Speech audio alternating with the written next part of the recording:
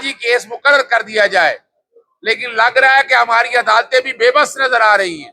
चाहे वो फौज के हों, चाहे वो ISI के हों, चाहे वो रेंजर के हों, चाहे वो पुलिस के हों, किसी का हमें खौफ नहीं है। हम सब महमूद अवान जो सीनियर कोर्ट रिपोर्टर हैं, उनको आज सुबह 2 बजे को तकरीबन 20 के करीब नामालूम अफराद ने घर से अगवा कर लिया।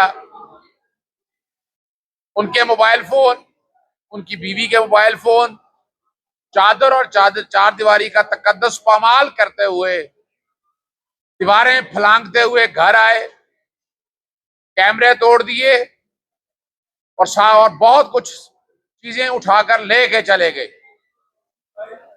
आपको पता है, इससे कबल बतीउल्लाह जान के खिलाफ एक झूठा पर्चा दर्ज किया है इस्लामाबाद पुलिस ने, और ये शाकिर अवान को हमने जो अभी तक पता कराया है कि कहीं शायद ट्विटर की वजह से रहा हो, FIA के दफ्तर में कोई नहीं, साइबर क्राइम में कोई नहीं, पूरी कोशिश की है और अब दरवाजा लाहौर हाईकोर्ट का भी खटखटाया है और गुजारिश की है कि आज ही केस मुकर्रर कर दिया जाए, लेकिन लग रहा है कि हमारी अदालतें भी बेबस नजर आ रही हैं। वो केस आज नहीं लगाया गया अभी तक। गुजारिश यही कर रहे हैं कि आज लगाकर सुना जाए, हमसे बेजा का मामला है। अगर आम आदमी के साथ और सहाफियों के साथ ये जुल्म हो रहा है तो फिर क्या होगा।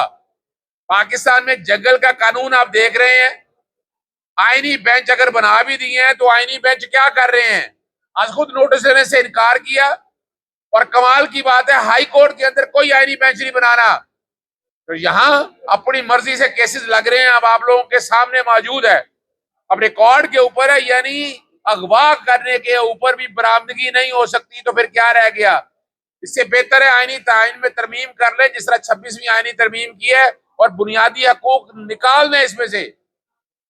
आज अब मुतालबा यह है कि फौरी तौर पर शाकिर अवान को रिहा किया जाए, बतीउल्लाह जान को रिहा किया जाए, और इसी तरह जो बेगुनाह वर्कर्स पकड़े हैं, आज बार एसोसिएशंस की तरफ से आपने देख लिया, डिटेलें आप तक आ गई हैं।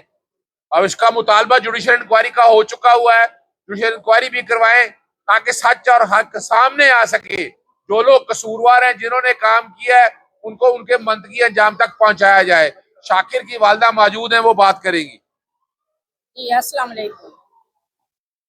रात 2 बजे बेटा 10 मिनट पहले ही आया और पीछे दीवारें फलांग के वो ऊपर आ गए और सबसे ऊपर वाली मंजिल पे गए और बच्चों को सोए हुए थे उनसे पूछ के फिर उसके घर आए, उसको उठाया, फिर एंड पे हमारे घर पे आए, तीसरी जगह पे। तो हमारा कैमरा भी उतारा तोड़ा और नेट भी उतार दिया और बस सबको इतना परेशान किया कि रात 2 बजे कोई बाहर सामने से भी कोई निकला तो ये हम दरवाजे बंद कर दें। तो इसलिए कि मेरे बेटा सच है और सच बोलते हैं और इंसाफ के लिए खड़ा है, और कोई उसने ऐसा काम नहीं किया। अगर किया है तो हमें आराम से भी बता सकते हैं, बेशक उठा ले। अगर उसने गलत काम किया तो उठाएं, लेकिन वो सच पे खड़ा है।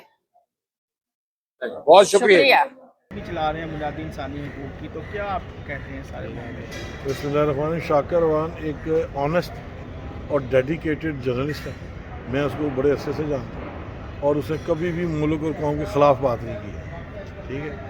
अब अगर किसी को उसकी कोई खबर नापसंद आ गई है तो ये रवैया मैं समझता हूँ हुकूमत का गलत है। हम इसकी पुरजोर मजम्मत करते हैं और किसी की ज़रूरत नहीं होनी चाहिए कि किसी भी शहरी के घर दाखिल हो उसकी इजाज़त के बगैर और बगैर किसी वारंट के।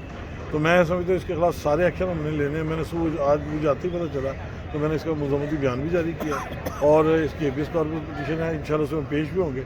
और जो इस पर ज़िम्मेदार अफसरान हैं, चाहे वो फ़ौज के हों, चाहे वो ISI के हों, चाहे वो रेंजर के हों, चाहे वो पुलिस के हों, किसी का हमें खौफ नहीं है। हम सिर्फ अल्लाह से डरते हैं। तो ये अगर हमारे इस तरह के मामला में हमारे घरों में चार दीवारी का तफज़ी करेंगे तो हम भी इनको माफ़ नहीं करेंगे। बिल्कुल इनका एहतसाब हो।